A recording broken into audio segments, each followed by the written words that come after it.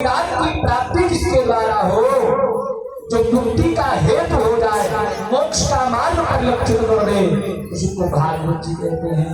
बोले भागवत भगवान की जय हो। और भागवत पुराण नहीं है, महापुराण है। श्रीमद् भागवत महापुराण। क्यों? क्योंकि बताया पुराणानाम तिलकम यद तत् भागवतम, जो सभी पुराणों की तिलक है। और आप कृष्ण प्रेम भागवत, जो कृष्ण प्रेम से जिसका हृदय भरा हुआ है, कृष्ण रूपी प्रेम रस से जिसका हृदय भरा हुआ है, वो है भागवत जी। ऐसे भागवत जी में आइए हम आप प्रवेश करते हैं। भागवत भगवान की जय हो। भागवत जी में 12 स्कंद हैं, 335 अध्याय हैं और 18,000 श्लोक हैं। इसके मुख्य रूप से 3 वक्ता और 3 श्रोता हैं। सनत सनंदन सनातन सनत कुमार जी नारद जी को सुना रहे हैं। श्री शिव जी महाराज सौनक आदि 88,000 मुनियों को यह कथा नई सारण में सुना रहे हैं और सुखदेव जी राजर्षि राज परीक्षित को सुना रहे हैं। भागवत जी के 3 मुख्य वक्ता और श्रोता हैं। आइए सबसे पहले भागवत जी के मंगलाचरण का दर्शन करते हैं। आजन्माद्यस्य यतो मया वितरतश्चार्थेषु विद्यास्वराट् तेने ब्रह्महृदाय वितरे मोह्यदितयतसु गया तेजो वारिवदां यथा विनमयो यत्प्रतिशर्वो स्वेन सदा निरस्तुभं सत्यं परमधीमहि। व्यास जी इस वंदना में सत्यम परम धीमहि कहते हैं कि इस परम सत्य परमात्मा को नमस्कार करते हैं। व्यास जी में रामम धीमहि, कृष्णम परम धीमहि, शिवम परम धीमहि, विष्णु परम धीमहि नाम नहीं लिया, इसलिए कि नाम ले लेते तो भागवत जी किसी एक देवता का ग्रंथ बन जाता। भागवत जी सभी पुराणों में इसलिए महापुराण कहे जाते हैं क्योंकि इसमें सभी देवताओं को प्राप्ति हो चुकी है। सभी देवताओं का भजन किया जा सकता है इसके माध्यम से। भागवत जी के अनेक टीकाकार भी हुए, अपने अपने अनुसार श्लोकों की व्याख्या भी हुई, लेकिन हम तो आज हम आप जो बैठे हैं भागवत जी में, इसमें कृष्ण रस खोज रहे हैं, कृष्ण रूपी तत्व की खोज कर रहे हैं। इसलिए जब सत्यम परम धीमहि कहा तो भागवत जी के 10वें स्कंद में जब भगवान के जन्म का समय आया तो देवता लोग भगवान का स्वागत करने के लिए तो सत्य सत्य कई बार उच्चारण किया। किसके लिए? भगवान के लिए। कहा क्या कि सत्य प्रथम सत्य परम सत्यम सत्य योनिम सत्य सत्यात्मकं सत्यमृतनेत्रं सत्यस्य सत्यामृतनेत्रं सत्यात्मकं त्वां शरणप्रपन्ना। कई बार सत्य सत्य कहने के देवताओं ने भगवान श्री कृष्ण की वंदना की, इसलिए सत्य स्वरूप भगवान कृष्ण हैं। आइए उन भगवान कृष्ण का इस श्लोक में हम आप ध्यान करते हैं। इस श्लोक में व्यास जी ने क्या लिखा? जन्माद्यस्य यतो मया वितरतश्चार्थेषु विद्यार्हात्। जन्माद्यस्य अर्थात आद्यस्य जन्म दिवाकर रहितस्यात्रिनायत्र वसुदेव गृहे। जो भगवान सूर्य को भी बंद नहीं लगने दिए रात्रि में, जिन भगवान ने जन्म लिया, इसीलिए रात्रि के अंधेरे में किसी को पता न चले उनके जन्म का हेतु, उनके जन्म का समय, रात्रि में भगवान आए। और यही नहीं, अपने मामा जी को भी नहीं पता लगने दिया। वसुदेव जी के घर में भगवान का जन्म हुआ। अब यहाँ पर प्रश्न उठता है कि भगवान का जन्म कंस के कारागृह में हुआ था कि वसुदेव के घर में? तो नहीं, वसुदेव के घर में हुआ था, क्योंकि ईंट गारे के मकान को मकान नहीं कहा जाता है। गृहिणी इत्यादि जहाँ पर गृहिणी का निवास है उसी को घर कहा जाता है। ईंट गारे से इतना सुंदर मकान बना लीजिए, यदि उस घर में गृहिणी नहीं है तो मकान मकान नहीं है। यहाँ पर भगवान का जन्म हुआ वसुदेव जी के घर में। अब उनके मामा कंस भी उनके जन्म का हेतु नहीं जान पाए और भगवान की तरह वहां से अलग विलग कहा गोकुल में पहुंच गए। अर्थिक सुविद्या भगवान के अर्थ का भगवान के प्रयोजन की जानकारी कंस को भी नहीं लग पाई। और कहा स्वराज, स्वराज का मतलब भगवान का रूप। वहां गोकुल में आने पर भगवान अपने श्री रामा मधुमंगल आज सखाओं के साथ गोकुल में बाले बनकर के निवास कर रहे हैं और आनंद हो रहा है। तेरे ब्रह्म आदिकमयी और भगवान के उसी रूप लीला का माधुर्य का दर्शन करके बड़े बड़े कवि ऐसे वैसे कवि नहीं, आदि कवि, आज कवि कौन है? ब्रह्मा जी। वे जाकर के भगवान के लीला चरित्र का गान करते हैं। जब भगवान गोचारण करते समय कितने ग्वाल सखाओं के साथ यमुना जी के पुल पर बैठ के भोजन करने के लिए और भगवान ने अपने बाएं हाथ में कहीं और भात रख लिया और उन्हीं छोटी छोटी उंगलियों में खट्टा नमकीन मीठा अचार फंसा दिया। थोड़ा सा दही भात खाते और वही अचार चख लेते। बात सुदामा तेरा वाला अचार और बढ़िया है, इतने मधुमक्खर का ताले रे कहा ये तो मैंने आधा खाया है।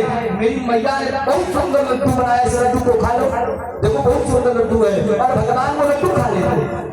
इधर ब्रह्मा जी भगवान का दर्शन करने आए थे तो वो भगवान ब्रह्मा विचार करने लगे राम राम ये कैसा ब्रह्म है जिसके अंदर जूठे मीठे का कोई भेद ही नहीं है। भाई भोजन के लिए हाथ पैर धोना चाहिए, किसी आसन पर बैठना चाहिए, भोजन को भी किसी आसन पर रखना चाहिए, तो भोजन ग्रहण करना चाहिए। और ये तो जमीन में बैठ गए हैं, चारों तरफ इनके लोग बैठे हुए हैं, उन किसी के भी हाथ से भोजन करें और भोजन को हाथ में ले लिया है। भगवान करपात्री बन गए, कल को ही पात्र बना लिया।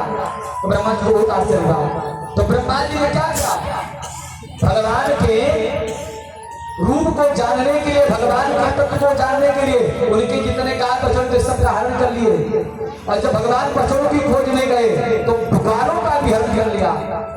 तो भगवान ने क्या किया? ये तो मोहित को सूर्या, भगवान ने ब्रह्मा जी को मोहित कर दिया। और कैसे मोहित किया? उन्हीं के विषय के द्वारा। ब्रह्मा जी किस विषय के आचार्य हैं? सृष्टि करने के। तो भगवान ने भी सृष्टि करके उनको उत्तर दिया।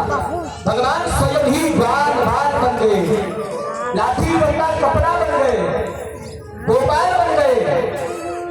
और ब्रह्मा जी को देखे तो ब्रह्मा जी को बड़ा दुख हुआ और ब्रह्मा जी यहाँ पर पहुंच करके भगवान की स्तुति करने लगे। ऐसे पार पार पार और जब भगवान भेल का आराधन करते हैं तो भगवान अपने अधरों पर रख करके जब भेलू की नाद को छोड़ते हैं ना तो हर व्यक्ति अपने गुरु को भूल जाता है।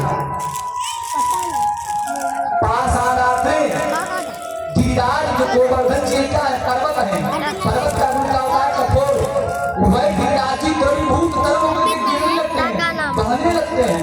और यमुना जी का गुण क्या है? जो जल बहना चाहिए वो यमुना जी स्थिर होकर के पत्थर के रूप में आकर के श्रवण करने लगती है। ऐसे भगवान के रूप माधुर्य का दर्शन करते हुए आदि धाम राम स्वयं सद निरस्त हुक्म सत्यम परम धीमहि। वो भगवान धामना ही भगवान के 3 धाम बनाए गए। कौन कौन? श्रीधाम वृंदावन, श्रीधाम मथुरा और श्रीधाम द्वारिका। और तीनों धामों में भगवान सच्चिदानंद है। तो भगवान के जो संगी साथी हुए भी सच्चिदानंद ही है। भाई अगर अभी आप अयोध्या जी से रामलीला करने वालों को बुलाइए तो रामलीला करने के लिए आएंगे ना, तो उसी में से कोई रावण बनेगा, कोई राम बनेगा, कोई सूर्पनखा बनेगा, कोई सीता बनेगा। ऐसे नहीं रूप आप धारण करेंगे।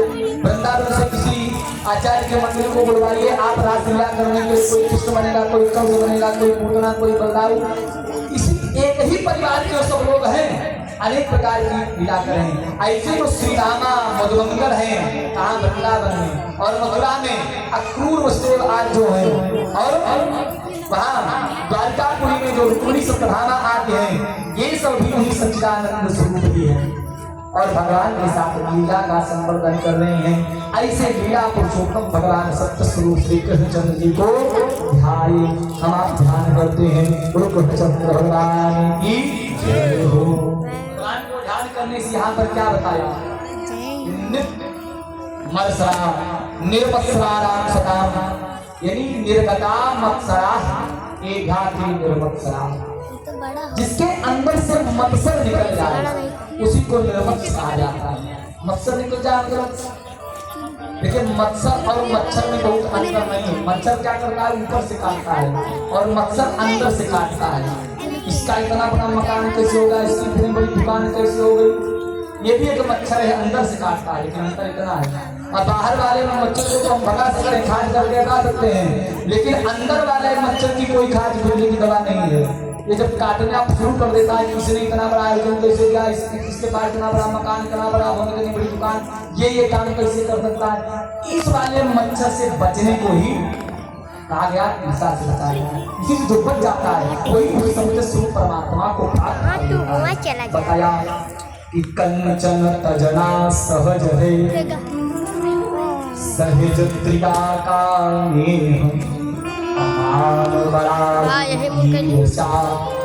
दुर्लभ तजना और कभी स्वयं का त्याग कर सकते हैं। स्त्री पत्नी परिवार के प्रति प्रेम का भी त्याग कर सकते हैं, लेकिन मान बढ़ाई कि वहां पर खड़ा बच्ची का सम्मान हुआ, मेरा नहीं हुआ। अरे उनसे हम कोई कम थोड़ी है, उनसे हम कम प्रतिष्ठित है, कम सामाजिक है, कम धनी है, हमने कम क्या किया है? ये जो ईर्ष्या है इसका त्याग करना आसान नहीं है।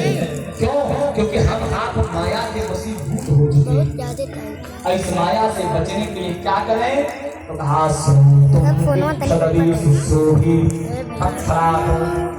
खूब सुनिए। क्या सुनिए? भागवत जी को कथा सुनिए तो महाराज कब तक सुने? तब छराग ईश्वरा हरि अवरोधते, तब तक सुनिए जब तक ईश्वर आपके हृदय को अवरोधित न कर दे। क्योंकि एक बार भगवान अगर किसी हृदय के किसी भक्त के हृदय में बैठ गए ना, बंद कर दिया, वो किसी भी किसी और को घुसने नहीं देते हैं। और भगवान जब हमारे हृदय भवन को जानते हैं, देखते हैं कि इस कमरे में लोभ मोह दंभ पाखंड ईर्ष्या द्वेष सब दम भरा भरा है, तो कहते हैं मकान ठीक नहीं, कमरा ठीक नहीं, इसलिए दूसरी कर रहे कमान तलाश है। अरे भाई इसी यहाँ किराए पर कमरा ढूंढने के लिए हम जाएं और कमरे में 2-4 लोग पहले से हम थोड़ी रुकेंगे, नहीं आपको दुकान दबा। ऐसे भगवान भी कोई कान दबाना चाहते हैं, केवल अपनी भगवती भक्ति महारानी के साथ भगवान हृदय भवन में निवास कर सकते हैं। बस ईर्ष्या लोभ पाखंड दूष दंभ के साथ भगवान हृदय भवन में कभी निवास नहीं करते हैं। इसलिए आरोग्यम कल्पतरोरगलितं फलम् सुखमुखाद्रवृतद्रव संयुतम् पिबत भागवतं रसमालयम् मुहुरहो रसिका भूमिभाविका। इसलिए भागवत कथा सुने, कब तक सुने? जब तक हृदय अवरोध हो जाए। तो क्या सुने? कहा कि निगम रूपी वृक्ष का जो पका हुआ फल है उस फल का नाम क्या है? भागवत जी है। महाराज ये पका है, इसकी गारंटी क्या है? सुख मुखार सुखदेव रूपी विशुद्ध तोते ने इस पर अपनी चोंच मारी है, और तोता जिस फल पर चोंच मार दे गारंटी हो जाती है कि फल मीठा ही मीठा होगा। इसलिए बहुत ही मीठे सुंदर सरस फल का सेवन कीजिए।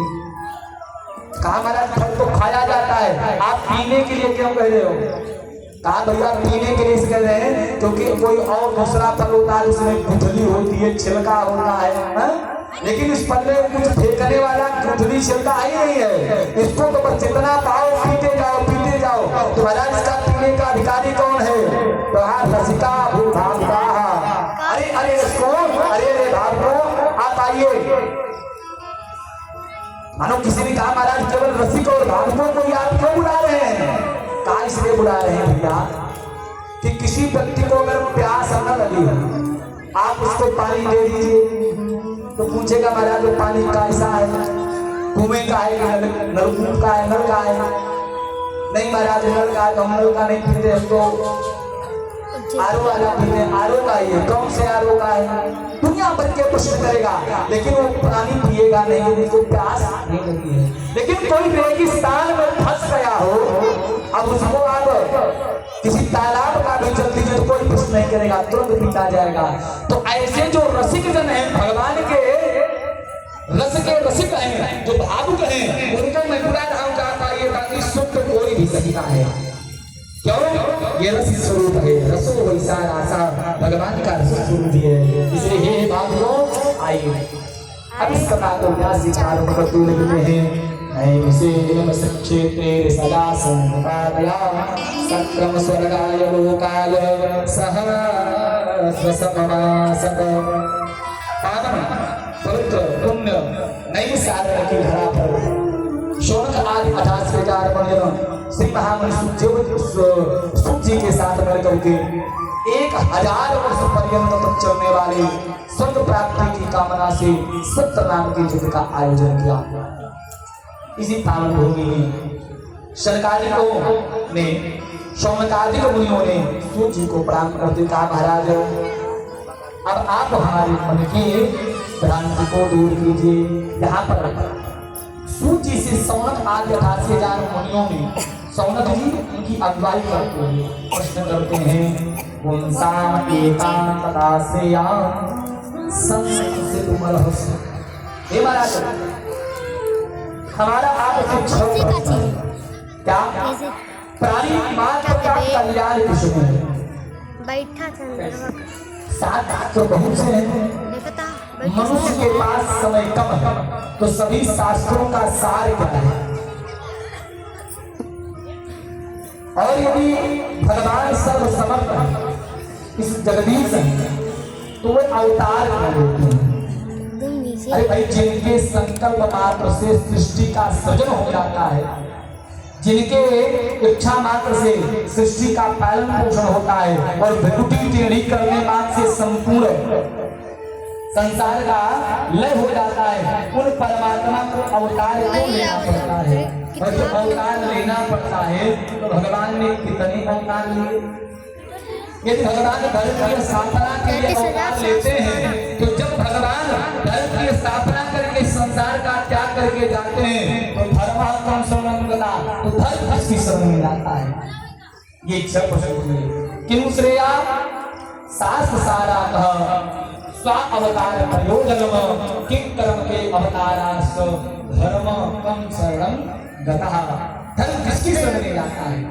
सब प्रश्न को सुन करके श्री सुख जी बहुत प्रसन्न हुए और बोले हे महात्माओं, पहले हम अपने गुरुदेव जी का ध्यान करते हैं, मंगलाचरण करते हैं।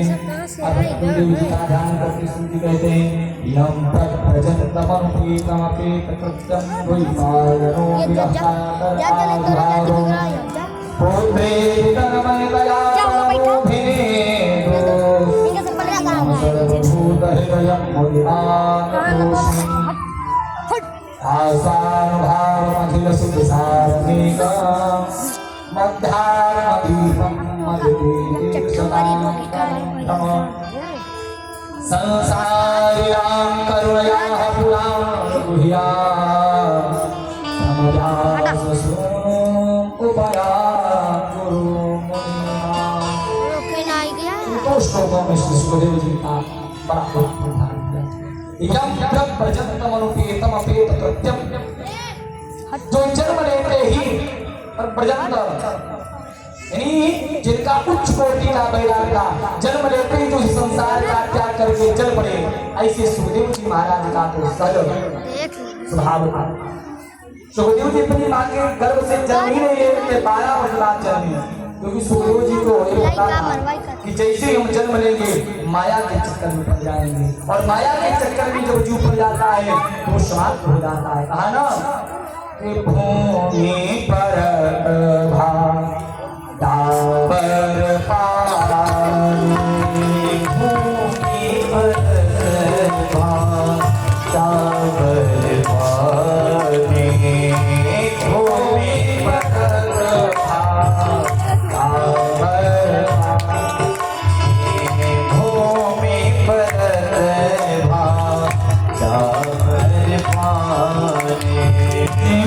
जीव है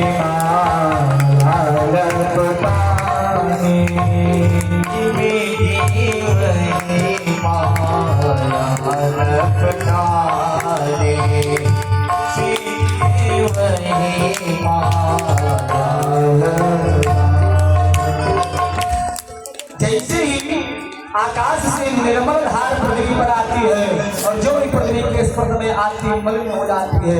ऐसे जो जीव माँ के उदर में होता है तो कुछ होता है, लेकिन जन्मते ही माया की बूंदें जब उस पर पड़ती हैं तो तुरंत वो भी भस्म हो जाता है।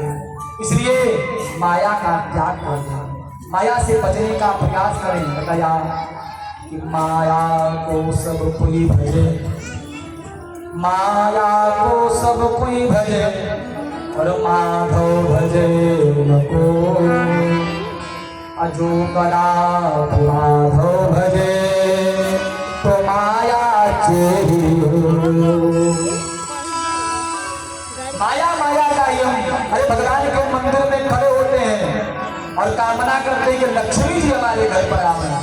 हम माया के उतने दिन हो जाते हैं, इसलिए इस माया से बचने का प्रयास किया जाए। जो माया का दास बनता है उसका नाश होता है, जो माधव का दास बनता है उसी का नाश। इसे माधव दास बनिए, माया की दासता से मुक्त हो जाइए।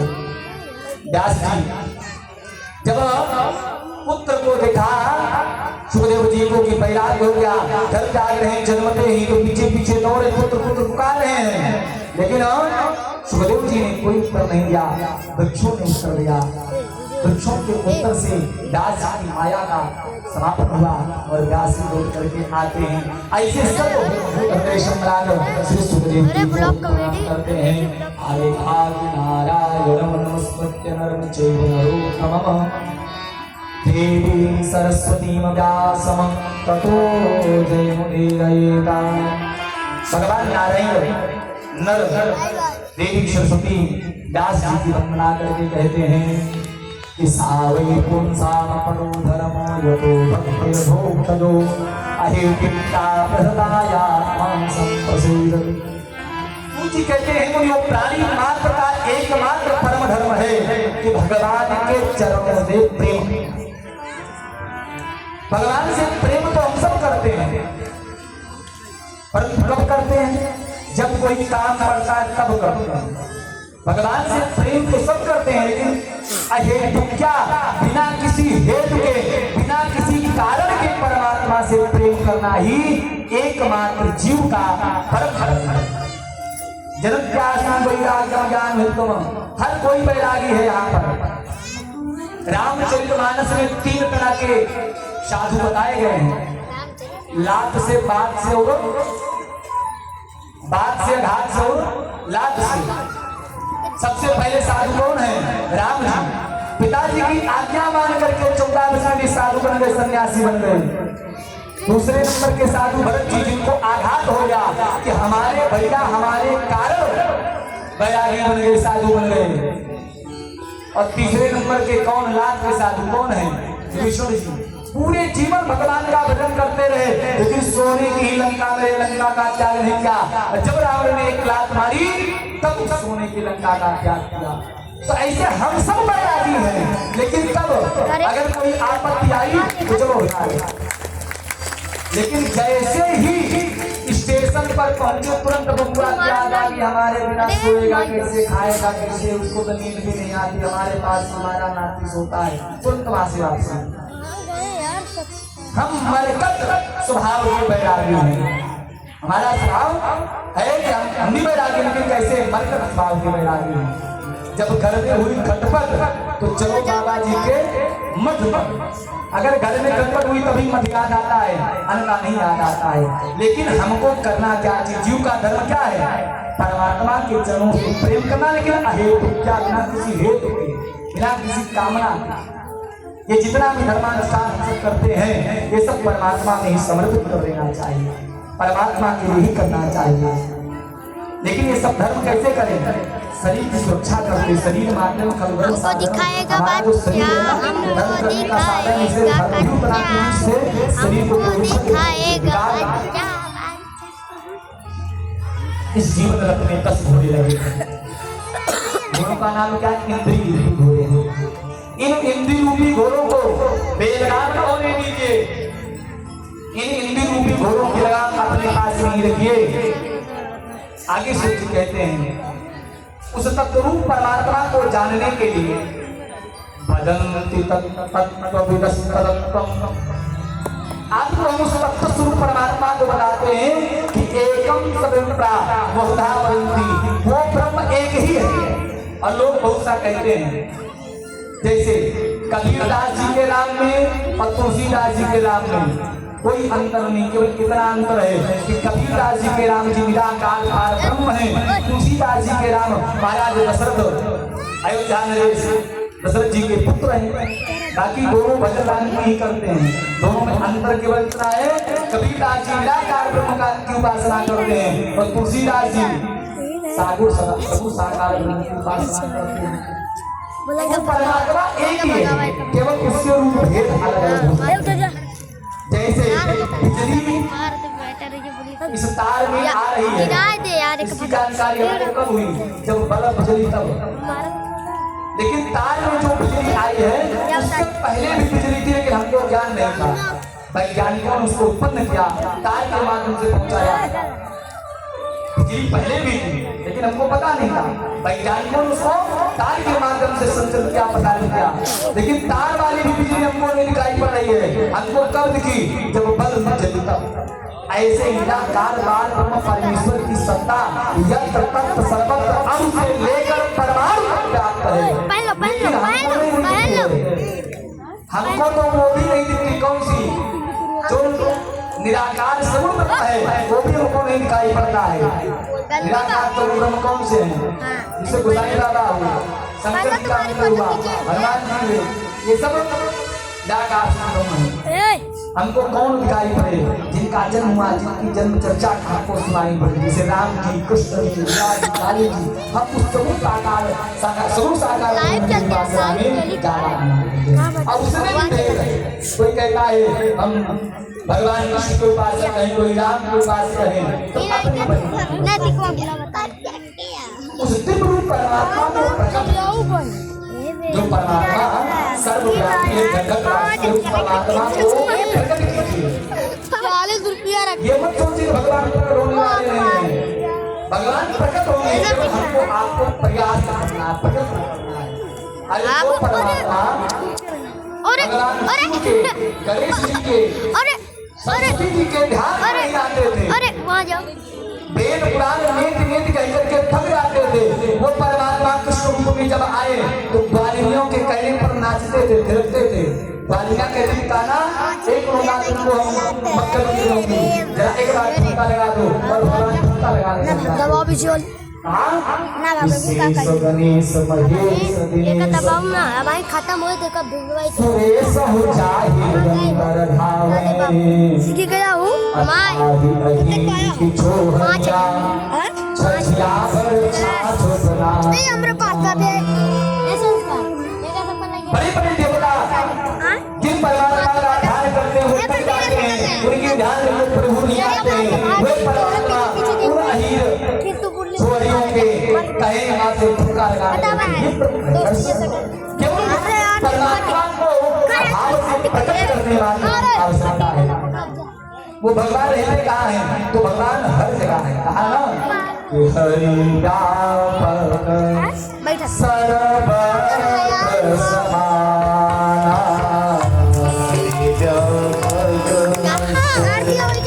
सर्वत्र समाना, हरि व्यापक सर्वत्र समाना, हरि व्यापक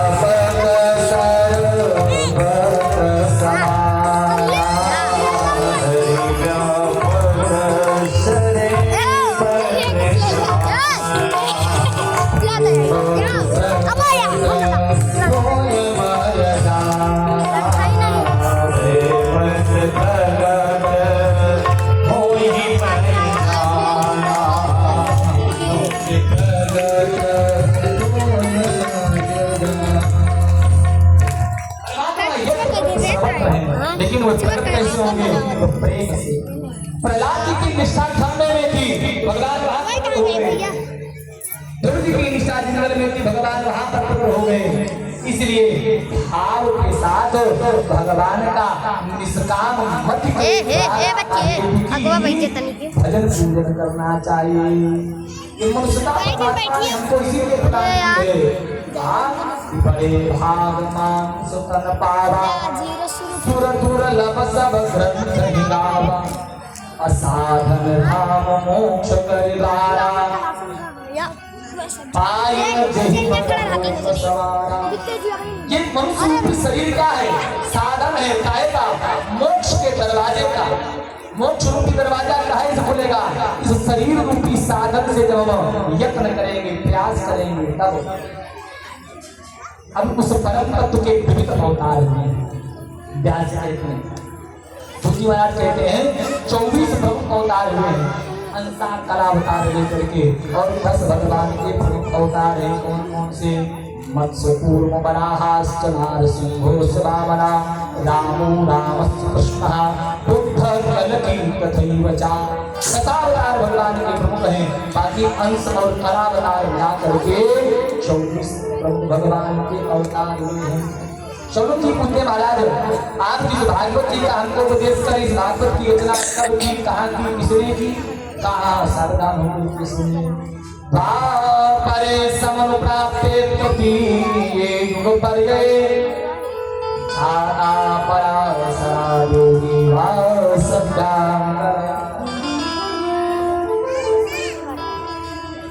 कहते हैं ऋषियों, जिस समय द्वापर के अंत में भगवान के कलावतार श्री कृष्ण द्वैपायन वेदव्यास महाराज का प्राकट्य हुआ, तब अपनी दिव्य दृष्टि से प्रकाश दृष्टा वेदव्यास ने पाया कि कलिकाल में अनीति अधर्म के अनुयायी जीव होंगे, इसलिए उनका मंगल कैसे किया जाए। उनके कल्याणार्थ वेदों को 4 भागों में बांटा, फिर भी संतुष्टि नहीं हुई, तो पंचवेद महाभारत की रचना करी, फिर भी संतुष्टि नहीं हुई, तो एक एक करके 17 पुराणों की रचना कर डाले, और जब नहीं संतुष्टि हुई तो बड़ी व्याकुल अवस्था में अपने शमप्रासाश्रम में विराजमान थे कि इतने में उनके आश्रम पर नारद जी का आगमन हुआ, और नारद जी नारायण नारायण कीर्तन करते हुए बता रहे हैं। आइए बार हम आप भी नारायण नाम कीर्तन करते हैं। श्रीमन नारायण नारायण श्रीमन नारायण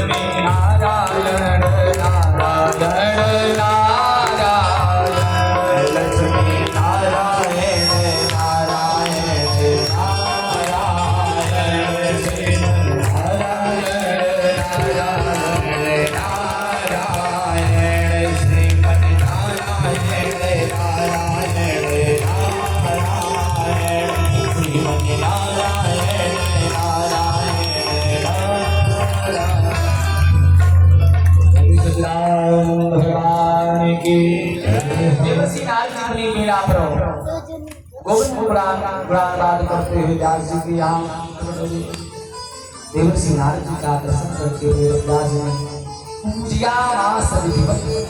नारदम स्वरूपम, देवताओं के द्वारा भी पूजित होने वाले श्री नारद जी की पूजा करें।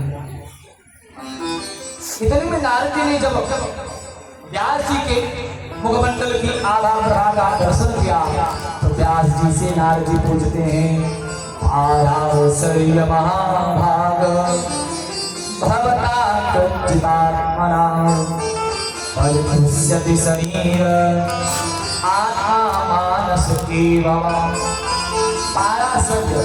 पराशर कहकर के समझ जाते, क्योंकि उन्हीं के वंश के इसलिए पराशर था। हे पराशर व्यास जी, पराशर नंदन, आपकी मुखमंडल की कांति मलिन क्यों हो चुकी है? व्यास जी कहते हैं, क्या कहा?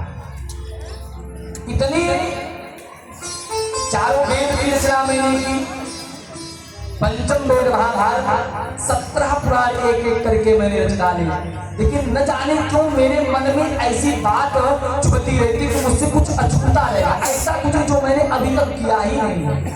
मुझको ऐसा प्रतीत होता है कि मैंने कुछ नहीं किया है।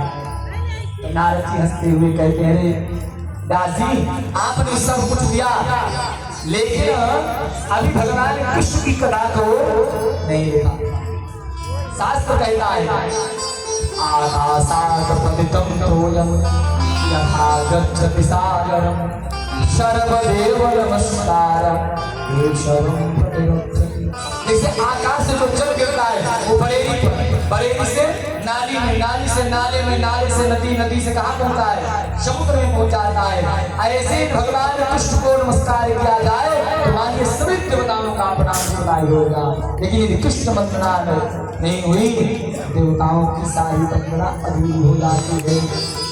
इसलिए आपको भगवान कृष्ण के चरणामृत का गान करना चाहिए। देखिए भगवान नाम कीर्तन के प्रभाव से मेरे बारे में क्या जानते हो आप? पिछले जन्म में नारद कहते हैं मैं दासी पुत्र था, और इस जन्म में ब्रह्मा पुत्र होकर के केवल नाम के प्रभाव से तुम्हारे सामने हूँ। पिछले जन्म में नारद ने बताया मैं दासी पुत्र था, मेरी मैया दूसरों के घर जाकर के बर्तन मारती थी, जो छोटा बच्चा था उसी से हम अपना जीविकोपार्जन करते थे। एक बार हमारे गांव में चातुर्मास करने के लिए कुछ संत लोग आए, तो मेरी मैया सेवा करने के लिए जाती तो मैं भी साथ में जाता, उनकी सेवा करता। जब चातुर्मास संपन्न हुआ, बाबा लोग जाने लगे तो मैं भी पीछे पीछे चल पड़ा, लेकिन उस साधु ने समझाया देखो बेटा घर वापस चले जाओ। अगर ऐसे ही हम किसी को साधु बनाने लगे तो गांव वाले गृहस्थी हमको कहीं रुकने टिकने नहीं देंगे कि बाबा लोग आते हैं बाबा बना देते हैं बच्चों को। इसलिए अभी तुम्हारी माता जी की जिम्मेदारी तुम पर है, इसलिए हम तुमको दीक्षा देने वाले नहीं, साथ ही साथ करने वाले नहीं। हाँ दीक्षा देने जाइए, घर पर नाम नाम कीजिए। नाथ जी कहते फिर तो मैं लौट आया। साधु लोग उत्तर दिशा में चले गए, जहां लौटने पर अब मैं रोज भगवान की भजन में जो उन्होंने मंत्र दिया था उसी का जप करता, जब कटरा से करने लगा। इधर मेरी मैया चिंतित रहेगी, गांव वाले पूछते बहन क्या बात है? कहती बहन क्या बताऊं, अगर घर में कोई बहू आ जाती तो मैं ठीक ठीक से अपने प्राणों को छोड़ देती। उसी पुत्र के लिए मैं चिंतित रहती, उसका भी विवाह हो जाता, उसकी भी गृहस्थी बच जाती, उसकी बस्ती हुई गृहस्थी देखने की बड़ी इच्छा होती है। नारद जी कहते जब मैं ये सुनता तो मेरी धड़कन बढ़ जाती, राम राम अभी तक इंतजार करें माता जी का, माता जी जाए तो हम चले, बैगारी उड़ाने करें और माता जी के हथकड़ी और लगाने के चिंतन में पड़ी है। नारद जी कहते हैं कि भगवत कृपा हुई। एक दिन मैया सायंकाल में गोदो भर के ले गई, तो उसी समय गलती से सर्प पर उनका पैर पड़ा, उसने दंश कर दिया, मैया जी की आज कहते जब लोगों ने मुझको बताया तो बड़ी प्रसन्नता हुई, लेकिन मैं अपनी प्रसन्नता को व्यक्त नहीं कर सकता, नहीं गाँव वाले मानते हुए इसकी माँ की खुशी है। नारद ने कहा अपने मन में धैर्य धारण करके मैंने यथासंभव अपनी मैया जी की क्रिया को संपन्न किया और फिर उत्तर प्रसाद की ओर बढ़ा। जब उत्तर प्रसाद की ओर बढ़ा जंगल में बहुत दूर तक चला, लेकिन कहीं उस साधु उनको मिले नहीं, क्योंकि उनको बहुत प्रतीत हो गया था। एक वृक्ष के नीचे बैठ करके मैं भगवान का चिंतन करने लगा। चिंतन करते करते मैंने अपने हृदय के अंदर पाया एक सुंदर सावली सोनी मूर्ति पीतांबर को धारण किए, 4 हाथ शंख चक्र गदा पद्म लिए हुए है। जैसे उस आधा प्रभाव में पड़ा और मैंने अपने नेत्रों को खोला तो मूर्ति शांत बुझ गई, जो स्वरूप दिखाई दे रहा था शांत हो गया। अब तो मैं रोने लगा, चिल्लाने लगा। तो आकाश बोलिए बेटा अभी तुम परिपक्व नहीं हुए हो। तो नारद जी ने कहा कि तुम इतना ही दर्शन क्यों दिए? तो भगवान ने कहा अगर दर्शन नहीं दे रहे तो तुम संतों को झूठा करते हो, तो झूठे बताए थे कोई भगवान भगवान नहीं होते, इसलिए अभी हमने तुमको चटनी दी है, अब पूरा अचार खाना है, माल खाना है, तो अभी और दिन तक प्रयास करो, ध्यान करो। नारद जी कहते हैं बैठ गया, समय आने पर कल्प हुआ, पूरी सृष्टि का जबले हुआ। तो उस सृष्टि के लय के पश्चात जब सृष्टि की पुनः संरचना हुई तो मैं वही दासी पुत्र आज ब्रह्मापुत्र नारद बन करके केवल नाम के प्रभाव से यहाँ पर भगवान का 24 घंटे भजन यथासंभव न हो सके, जो भी समय मिले उतने समय तक ही भगवान नाम कीर्तन अवसर करना चाहिए। नारद जी कहते हैं अब और क्या कहें, यहाँ पर नारद जी ने सुंदर बताया। तब तो नारद जी की बात को स्वीकार करके श्री व्यास जी ने सुंदर भगवान की परमहंसों की पावन 18,000 श्लोकों वाली भागवत जी की संहिता की रचना करी। लेकिन जब रचना कर डाले तो विचार करते हैं अब देवनी किसको, तो याद आया कि हमारा जो सुखदेव उससे बड़ा बैरागी कौन है, इसलिए लेकिन विचार किया कि अब उसको खोजें कैसे, खोज कैसे किया जाए। कोई अपने 2-3 चेला को व्यास जी बुलाए और सुंदर सुंदर श्लोक बता करके भेज दिया। एक जगह गुहा में बैठ करके सुखदेव जी भगवान का ध्यान कर रहे थे, इतने में उनके कान में आवाज सुनाई पड़ी कि हरहा पीरम नडवर बपु कर्णलोह कर्णिकारं भगभाषा कनककपिशं वैजयन्ती चमाला यन्धान मेरोरधर सुधया गोपयनमो भवन्ते पूरयनमो भवन्ते वृन्दारण्यं सपकरमणं प्राविशदगेतनीति वरहा पीडम नटवरपणम्। सुखदेव जी के कानों में सुनाई पड़ रहा है कि वराह बना देते मयूर को, मयूर के पक्ष के हो उन्होंने अपने सर पर धारण किया हुआ है, पीतांबरी लिए हुए हैं, अपने कादरों पर बंसी का वादन करते हुए भेड़ियों का चारण करें, गायों का चारण करें और ग्वाले की कीर्ति का गान करें। ऐसे वृंदावन में भगवान की प्रवेश की झलक का वर्णन करें। भगवान की लीला माधुर्य का देखते हुए कि भगवान अपने सर पर मयूर के पग मोर के पग को धारण किए हुए हैं, कमर में उनके वेलकम बनी हुई है, गले पर जयंती माला और उनकी कमर में एक तरफ सिंगी खुशी हुई है, पीतांबरी को पहने हुए हैं, गोधूली की बेला है, बालों के साथ भगवान लौट रहे हैं। और जब भगवान अपने आधारों पर रख करके बेड़ू में नाक छोड़ते हैं ना तो पूरा की मुंह ऐसा व्यास जी के शिष्य जी गा रहे हैं श्लोक में। और जो इतना सुना सुखदेव जी काले ऐसी परमात्मा का रूप क्या है, फिर तो शांत हो गए, क्योंकि तो ब्रह्म की उपासना करने वाले हैं ना सुखदेव जी, तो उनको साकार में क्या मिलेगा, शांत हो गए, क्योंकि बोले कि साकार की उपासना से मिलेगा क्या। लेकिन तब तक उनको फिर दूसरा श्लोक सुनाई पड़ा कि अहोपकीयं सनकालकूटम जिघांसया पाययन् प्रसादे लेभे गतिं भातृचितां तपोन्यम्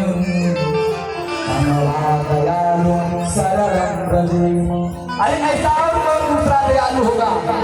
कहा भैया कितने दयालु है भगवान, तो कहा अहो बकीयम, बकी यानी बकासुर की बहन बकी ने पूतना अस्तन कालकूटम, अपने अस्तन में कालकूट जहर लगा करके आई थी, भगवान को पिला करके मार डालूंगी। अहो बकीयम स्तन कालकूटम, और भगवान को जो उसने संतान कराया तो भगवान ने अपनी मां के समान उसको गति प्रदान की। जो भगवान को कालकूट जहर देकर मारने के लिए आई थी तो अस्पत पान कराने मात्र से ही परमात्मा इतने प्रसन्न हुए कि बाकी जैसी गति प्रदान करी। कमला दयालु ऐसे दूसरे और दयालु परमात्मा कौन हो सकते हैं। इतना सुनते ही तो ध्यान में बैठे थे सुखदेव जी उठ खड़े हुए, उपास बच्चों को ये कहाँ से तुमने सीखा। तो बच्चों ने कहा महाराज 1-2 नहीं ऐसा 18,000 श्लोक हैं किसके पास, हमारे गुरु जी के पास, चलिए भाई लेकर के पहुंचे। और जो पुत्र को पाया श्री भागवत की महिमा का मन ही मन गान करने लगे व्यास जी। धन्य है भागवत जी, जिस पुत्र के पीछे मैं दौड़ रहा था पुत्र कह करके और वो चला गया जंगल में, लौट करके नहीं आया। आज भागवत जी का प्रभाव है।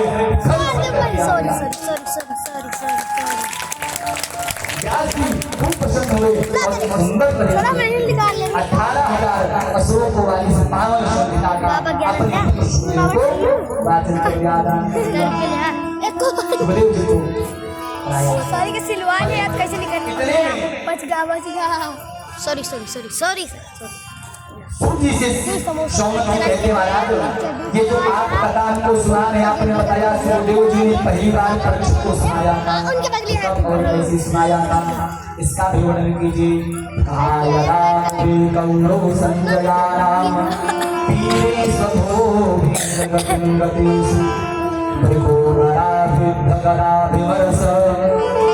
और दंडे धराष्ट्रपोते। सूची कहते हैं उस समय की बात है जब महाभारत का युद्ध समाप्त हो गया।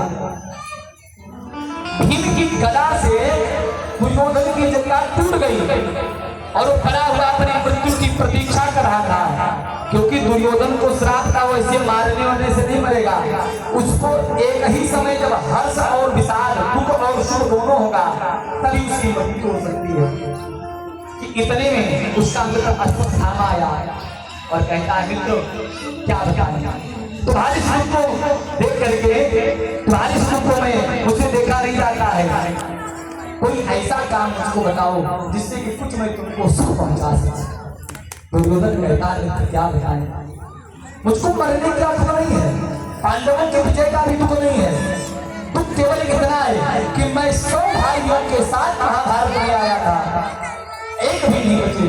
पांडव 5 भाई के साथ आए थे, 5 को 5 बचे, एक को भी मार लेता तो आज मुझे मरने का अधिकार। अश्वत्थामा ने कहा कि मैं कर भी क्या सकता हूँ, हाँ अगर मुझको अपना सेनापति बना दो तो अवसर बना ले लूंगा। तुरंत अपने से तिलक किया, अश्वत्थामा को अपना सेनापति बनाया। अश्वत्थामा चल पड़ा और काल काक उल्लू न्याय की वजह से देखा, जैसे कौवा दिन में तो उल्लू को मार देगा, लेकिन रात्रि में रेल में सब कौवा मिल करके भी उल्लू को बना वीडियो बना, इसलिए उसने रात्रि में आक्रमण करने की योजना बनाई। रात्रि में आक्रमण करने की योजना बनाई। इधर भगवान पांडवों से कहते हैं चलो आज हम विजय मनाते हैं, विजय रात्रि का उत्सव मनाते हैं। भगवान पांडवों को लेकर के रात्रि में दूर भ्रमण के लिए चले गए और इधर द्रौपदी से 5 पांडवों के एक जो पुत्र हुए थे अपनी अपनी प्रकार से जाकर सो गए। रात्रि के अंधेरे में आकर के 5 के 5 पुत्रों का अश्वत्थामा ने सर काट दिया और ले जाकर के दुर्योधन के सामने रख दिया। ना मित्रों तुम एक पांडव की बात करते थे, ये लो तुम्हारे 5 के 5 शत्रुओं का सब तुम्हारे सामने है।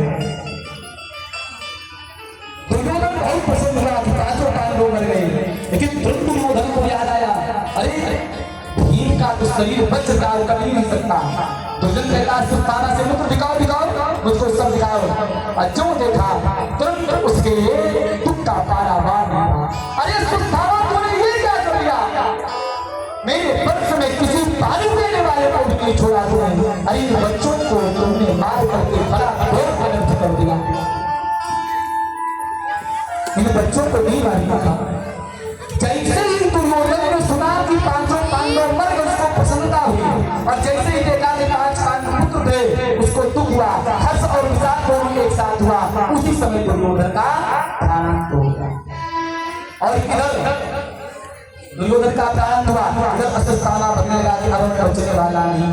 उधर जब रात आकार हुई, मैया द्रौपदी बच्चों को जलाने के लिए आई, सूर्य की किरणें आसमान पर छा गई, बच्चे अभी तक सो नहीं चल रहे थे। जैसे कक्ष में प्रवेश किया पूरे कक्ष को रुधिर से सना हुआ था। माता शिशुना निधनं सुताना निशान घोरा परितापमाना तारारुरगदाश्वतला कुलाक्षी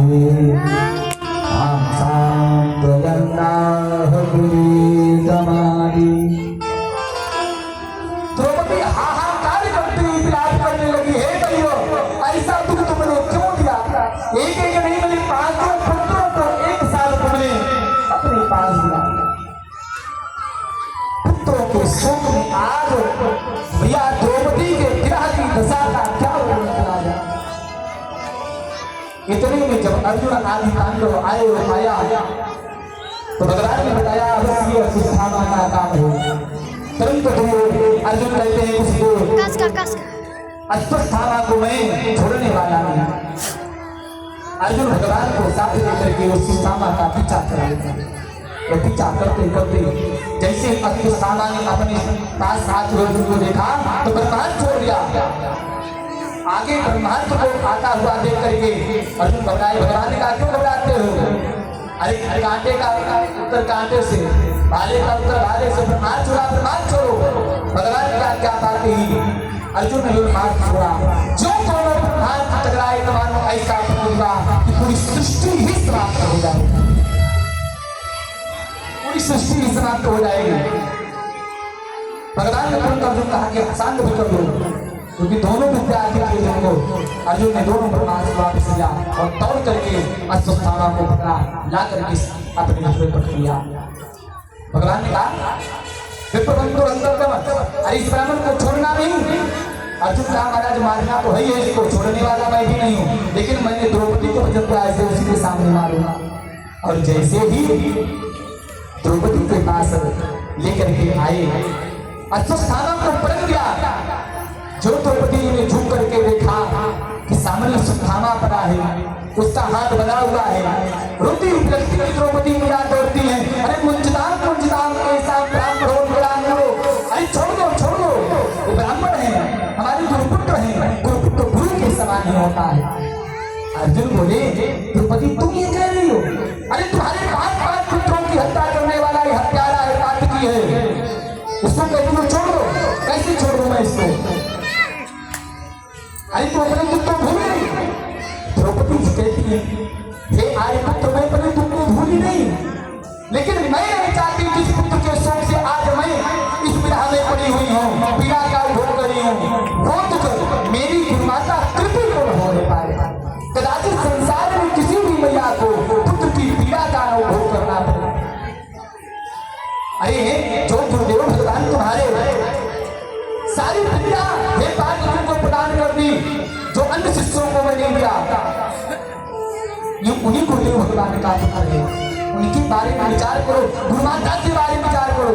वो गुरुमाता जिनकी मानता सिंदूर तुमने ही उतारा, लेकिन इसी पुत्र के भरोसे जीवन जी रही है। अगर इस पुत्र को ही मार दोगे कहाँ जाएंगे? द्रौपदी को इतना कहने पर तो पढ़ के बोलने दिया क्या किया जाए। भगवान को इशारा किए, भगवान ने कहा महाराज ब्राह्मणों के लिए कितना ही कैसे खड़े हैं, ब्राह्मण को मारना चाहिए नहीं चाहिए, और आगकारी को छोड़ना नहीं चाहिए।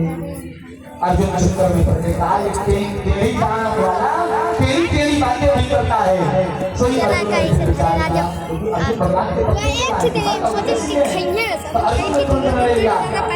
मानवीयों का अपमान ही मृत्यु के समान है। इसलिए अश्वत्थामा की मणि को निकाल लिया और धक्का मार करके बना दिया। जब वो स्मरण करेगा अपने अपमान को तब तक मरेगा। अश्वत्थामा चला, उससे अपनी उसको हिला नहीं गया।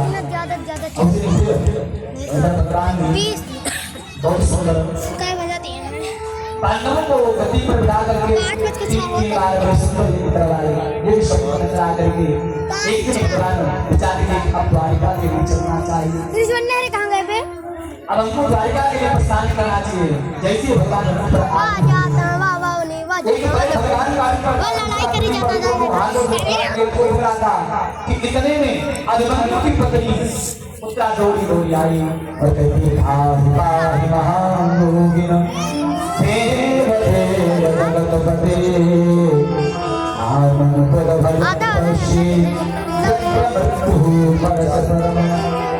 हे महायोगिनो मेरी रक्षा करो, हे देव देव मेरी रक्षा करो, भाई माम मेरी रक्षा करो। इतना सुनते ही भगवान मुझे कहा उत्तरा तुम्हारे 5 ससुर जो हैं युधिष्ठिर बलशाली भीम अर्जुन अनुकूल सहदेव, इनसे तुम ने याचना करके मुझसे याचना कर रही हो। उत्तरा कहती है महाराज संसार में कोई आपके सिवा बलशाली नहीं है। हर जीव एक दूसरे को तो मारना ही चाहता है, हर कोई जीव मरण धर्मा है। कीड़े को बड़ा कीड़ा, उसको मेढक, मेढक को सर्प, सर्प को मयूर, मयूर को सिंह, सिंह को आदमी, शिकारी रह गया। हर कोई एक दूसरे को मारने वाला है। इस संसार में कोई किसी की रक्षा करने वाला नहीं है, एकमात्र आप ही रक्षक हो। इसलिए आपकी शरणागति आई और महाराज आपने आज मेरी रक्षा नहीं करी, इससे मेरी हानि नहीं होने वाली है, बदला भी आपकी होगी। जो पांडव कृष्ण के कृपा पात्र थे, उन पांडवों के वंश में कोई जलदार करने वाला भी नहीं बचा।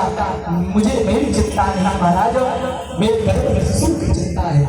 इतना सुनते भगवान ने विचार किया मेरी लज्जा की चर्चा कर रही है। तुरंत भगवान ने अंगुष्ठमात का रूप बनाया और उत्तरा के गर्भ में प्रविष्ट हो गए। गदा प्रहार से अश्वस्थामा के छोड़े हुए ब्रह्मास्त्र को भगवान ने शांत किया, गर्भ शिशु की रक्षा की और बाहर आए। आज मेरे प्यार से महाराज कहते हैं, लिखते हैं, सूत जी महाराज ने स्वर्गाल को मुझे कहा कि भाइयों देखिए, आज उत्तरा के भाग्य की जितनी सराहना की जाए उतनी कम है। धन्य है भारतवर्ष, इस भारतवर्ष की माताएं, ये तक इसके पूर्व युगों में भी भगवान को अपने गर्भ में माओ में धारण किया था। मैया देवकी ने कृष्ण को, कौशल्या जी ने राम को अपने गर्भ में धारण किया, लेकिन धन्य है देवी उत्तरा जिन्होंने आज अपने गर्भ में भक्त और भगवान दोनों को धारण किया है। अपने गर्भ में भक्त और भगवान दोनों को धारण करने का सौभाग्य केवल और केवल देवी उत्तरा को मिला। यहीं से भगवान का एक नाम भी पड़ गया उत्तरायण। उत्तरा के गर्भ में जाने वाले भगवान का ही नाम रहा उत्तरायण। गर्भ शिशु की रक्षा करके जब भगवान जाने लगे तब मैया कुंती आई। भगवान कहते बुआ जी अब हम यहाँ से चलना चाहते हैं। कुंती मैया कहती है दादा आज मेरे आंखों पर अज्ञान की पट्टी, मोह की पट्टी, माया की पट्टी मत करने देना।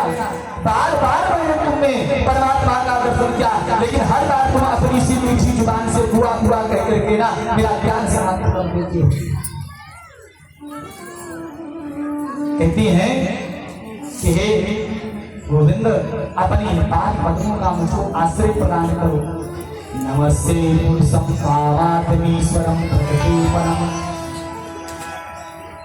हे परम पुरुष परमात्मा आपको प्रणाम करते हैं। भगवान कहते हैं बुआ जी उल्टी गंगा क्यों बहा रही हो? कुंती कहती बस बस हे प्रभु बात शांत हो जाओ, आप ऐसे वैसे नहीं हैं, प्रकृति से भी परे परमात्मा हैं। आलक्षम सर्वभूतानां, सभी जीवों के हृदय में हैं भी और दिखाई भी नहीं देते हैं। कितनी बात तो आपने अपनी भगवत्ता का दर्शन कराया। अरे महाभारत रूपी समुद्र में जब मेरे पुत्रों की नैया डूब रही थी तो आप ही खबरिया बन करके आए थे, अब कौन बचा सकता था उनको? महाभारत के उस रण में कौरव रूपी सेना के चंगुल से बचना मेरे पुत्रों के बस की बात नहीं थी, केवल एकमात्र आपकी ही कृपा का प्रभाव है। और हे प्रभु मेरे पुत्रों को जब लाक्षागृह में जलाने की योजना बनाई गई थी तो आप नहीं तो कौन रक्षक थे? अरे बाल्यकाल में मेरे बेटे भीम को मार दिया गया होगा लड्डू में झड़ दे करके, लेकिन आपकी कृपा से वो बचा। करन सुधार करही मिटाई, आपका है प्रभाव तो है कि आप विश्व को भी सरल बना सकते हैं। बार बार भगवान की प्रार्थना करते हुए कहती हैं अब की बार है प्रभु हम पर आप इतनी अनुग्रह कीजिए कि अब मेरे चित्त में आप ही बस जाइए। भगवान ने कहा अच्छा बुआ जी फिर क्या मांगती हो? तो भैया कुंती कहती कि इतना मांगती हूँ कि मुझे संसार के सारे दुख प्रदान कर दीजिए। भगवान ने कहा बुआ जी कहाँ से प्रदान कर देंगे? अरे सुख मांगी कामना मन कामना लगा नहीं चाहिए सुख, क्योंकि जब जब मुझको दुख पड़ा तब तक तुम मेरी रक्षा करने के लिए आए, मेरी आंखों के सामने रहे। आज जब मेरे जीवन में सुख का संचार हुआ तो तुम जाने लगे, इसलिए सुखी जीवन नहीं चाहिए मुझको, तो दुखी जीवन चाहिए, दुख वाला ही जीवन चाहिए जिसमें तुम मेरे सामने रहो। भैया कुंती इतना कहने पर भगवान कहते हुआ ये तो मेरे पास है ही है, लेकिन बार बार कुंती जी भगवान से कहते हैं कि पाके बिहारी मुझको देना सहारा, कहीं छूट जाए दामन तुम्हारा। पाके बिहारी मुझको देना सहारा, कहीं छूट जाएगा दामन तुम्हारा।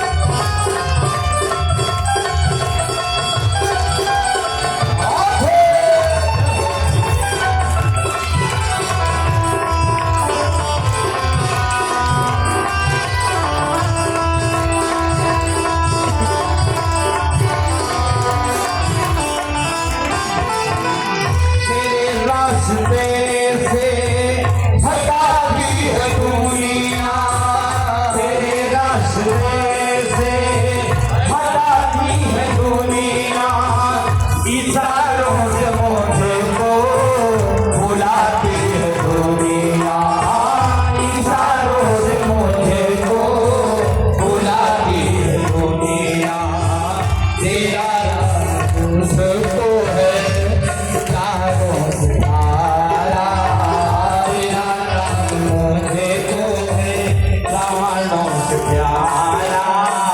कहीं टूट जाएगा दामन तुम्हारा, कहीं टूट जाएगा दामन तुम्हारा।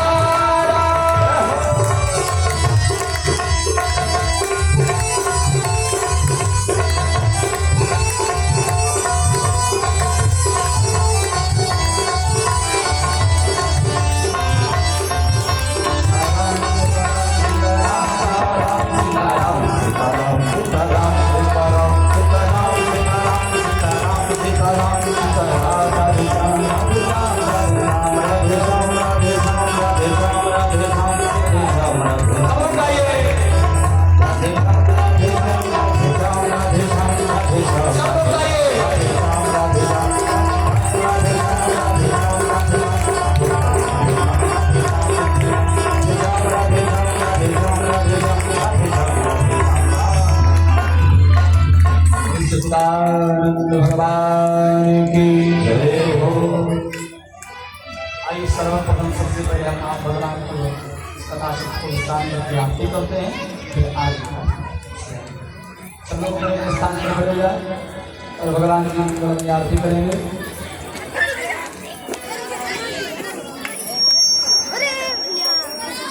आओ इधर आओ, आगे आओ।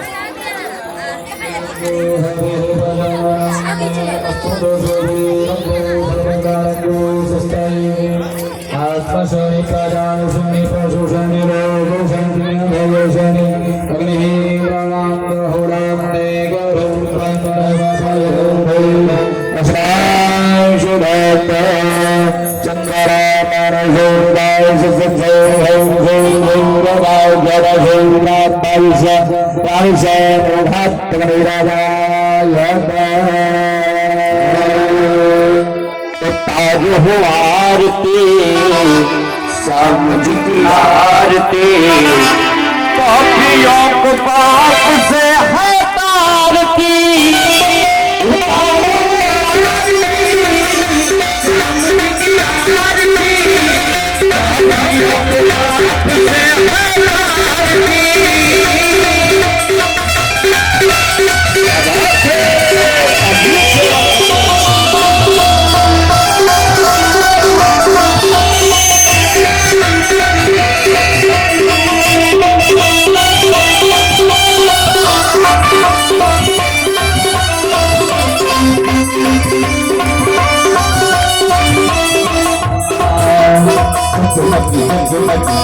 चली है चाँदी की आरती होने लगी है, चली है चाँदी की आरती होने लगी है। नाच रहे देखो भक्त सभी है, चारों दिशाएं नाच दी। आरती चाँदी की आरती पापियों को पाप से है तारती।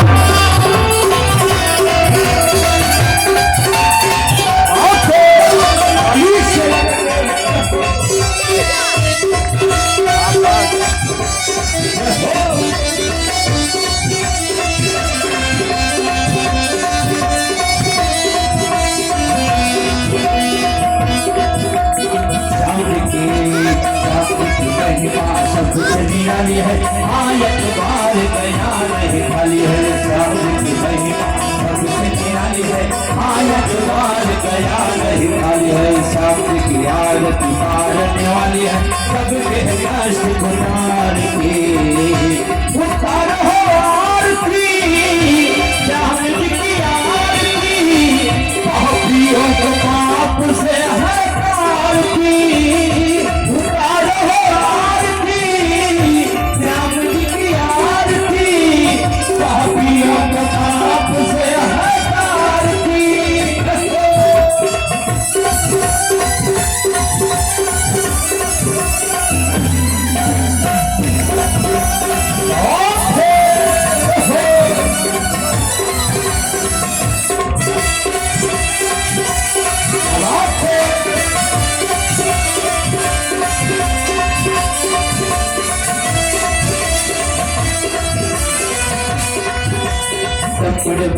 रुक जावे शिव भोला दशरथ रत्न रुक जावे शिव भोला नाच रहे भजे भांग की गोला नाच रहे भजे भांग की गोला नाच रहे भजे भांग की गोला तेरे हवाले मेरी गाड़ी पुराने तेरे काम जा रहे तेरे हवाले मेरी गाड़ी पुराने तेरे काम जा रहे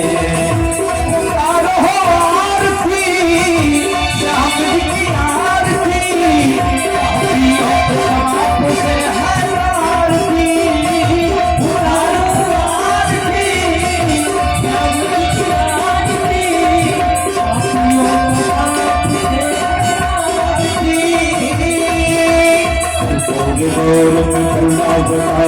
संसार सार भगवान भवानी से संतमानी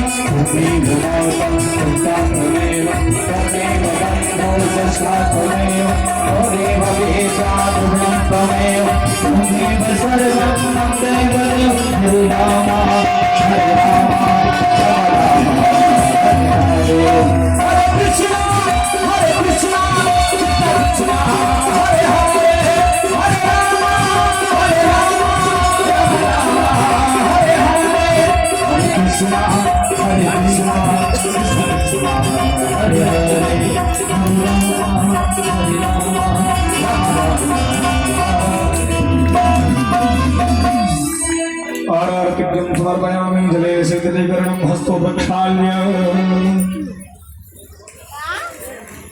ओमाजीति भानि प्रजलं निधृगाः तानि भङ्गडः देहाग्ूषात्रयोजने वदद्वान् कथमसि अथ मन्त्रपुष्पाञ्जलि मा ओमाजग्नेन जगमयजन्त देवास्तानि धत्मानि प्रभवान्यासन्नः ते हनाकं महिमानः सचन्त यत्र पूर्वे साध्याः सन्ति देवाः कृष्णाय वासुदेवाय हरे परमात्मने प्रणतक्लेशनाशाय गोविन्दाय नमो नमः मन्त्रपुष्पाञ्जलिं समर्पयामि बोले कृष्ण कन्हैया लाल की जय हो।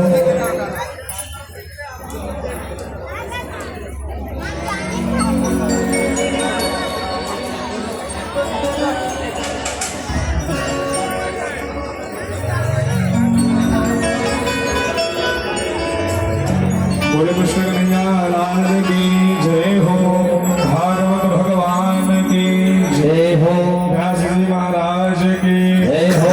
देव भगवान की जय हो। गोसाई वेद बाबा की जय हो। महाकाल सरकार की जय हो। स्वामी परमहंस महाराज की जय हो। बालिका मैया की जय हो। धर्म की जय हो। अधर्म का प्राणियों में विश्व का कल्याण हो। हत्या भारत भगवान का धर्म का प्रचार हो। महापार्वती पदे हर हर महादेव।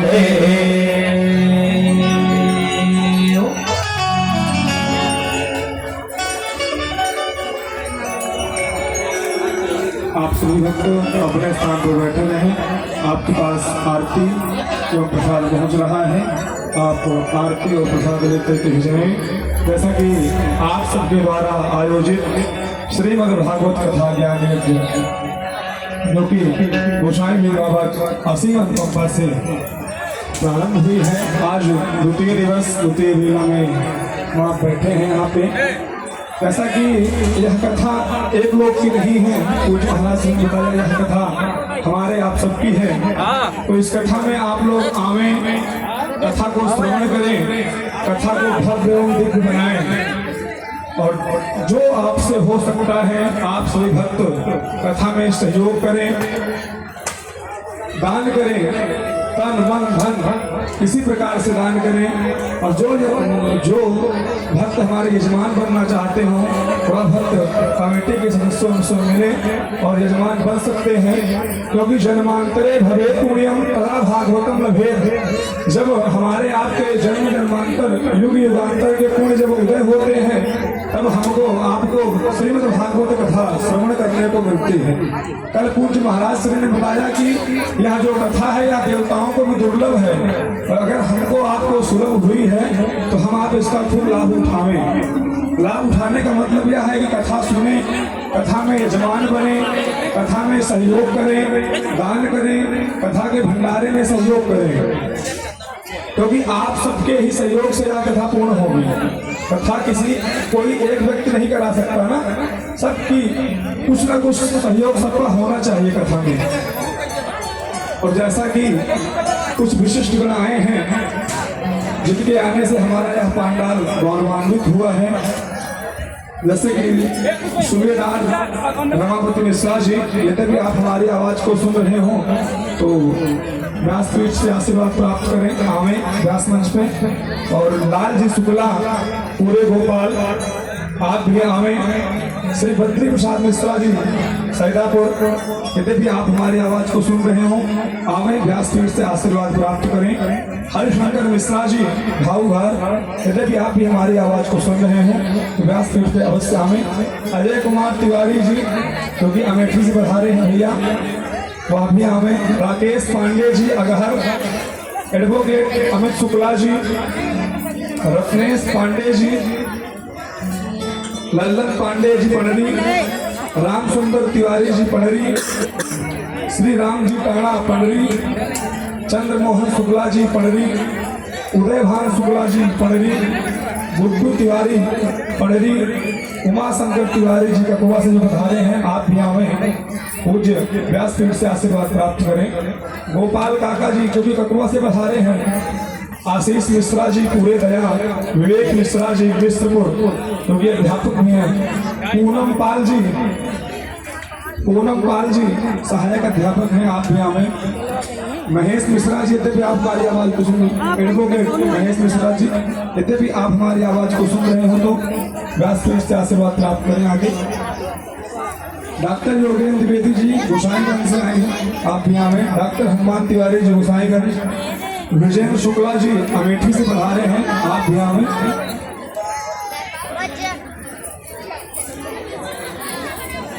एडवोकेट महेश शुक्ला जी, यदि भी आप हमारी आवाज को सुन रहे हो अवश्य आने मंच पर और आशीर्वाद प्राप्त करें। विजयानंद शुक्ला जी अमेठी से पधारे हैं, आप भी आवे। प्रदीप द्विवेदी जी पूरब गांव, महेंद्र पांडे जी पूरब गांव, दिनेश पंडित जी गौरीगंज से पधारे हैं, आप भी आवे। वसंत तिवारी जी जो कि गौरीगंज से पधारे हैं, आप भी यदि हमारी आवाज को सुन रहे हो आवे और व्यासपीठ से आशीर्वाद प्राप्त करें। रामचंद्र सिंह जी गौरीगंज से पधारे हैं, आप भी आवे। विभोर मिश्रा जी पूरे दया, आप भी आवे। और सोनू तिवारी पीढ़ीपुर, आप भी आवे। अशोक तिवारी जी, अशोक द्विवेदी जी गोसाईगंज, यदि भी आप हमारी आवाज को सुन रहे हो अवश्य जल्द से जल्द आए और महाराज से आशीर्वाद प्राप्त करें। एडवोकेट शिव प्रताप मिश्र जी अमेठी से जो कि पधारे हैं, आप भी आवे और पूज्य महाराज से आशीर्वाद प्राप्त करें। एडवोकेट गिरिजा शंकर शुक्ला जी, एडवोकेट गिरिजा शंकर शुक्ला जी, आप लोग एक करके आवे और आशीर्वाद प्राप्त करें। ये हमारी थार है।